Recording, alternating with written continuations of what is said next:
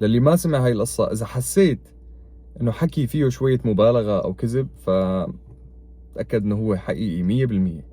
قال في زلمة بغانا اسمه إيبو نوح، هذا الزلمة طلع فجأة على السوشيال ميديا وصار يقول للعالم إنه هو نبي، وإنه جاي وحي من عند رب العالمين، وإنه نهاية العالم 25/12، وبلش يجي مئات آلاف المتابعين وملايين المشاهدات، وبلشت ناس تجمع له تبرعات، وبلشت تبيع ممتلكاتها مشان تروح تسافر على غانا، تركب بالسفينة يلي هو بناها مشان إذا إجا نهاية العالم ما يصير عليها شيء.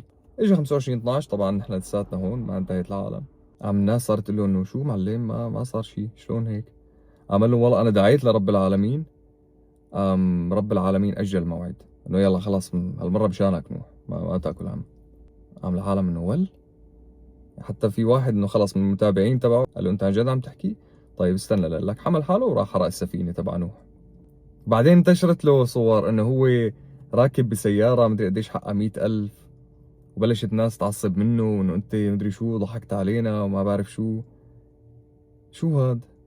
أكثر سؤال أنا هيك قعدت احترت هيك فيه وقعدت أفكر فيه، إنه مين هدول الناس يلي صدقوا هذا الشخص وراحوا باعوا ممتلكاتهم وباعوا كل شيء مشان يطلعوا بالسفينة؟ يعني بعدين هيك قلت إنه في احتمال إنه هن نفسهم هدول الناس اللي كانوا إنه إذا ما ضغطت إعجاب بيكون الشيطان منعك، أو يعني هدول نفسهم. بعدين شو هي إنه أنت نبي على السوشيال ميديا؟ شو هو المحتوى اللي راح تقدمه؟ شو يعني كيف بدك تنهي فيديوهاتك إنه تقول إنه والله إذا عجبتكم هاي الآيات فلا تنسوا تروحوا تشوفوا الآيات بالحلقات الماضية واشتركوا بالقناة مشان ما تروح عليكم الآيات الجاية. هيك هلا صفيان الوضع. وأغرب شيء إنه أنا هلا كل شيء قلته هو حقيقي وبس. هي القصة اليوم. تمام؟ يلا سلام.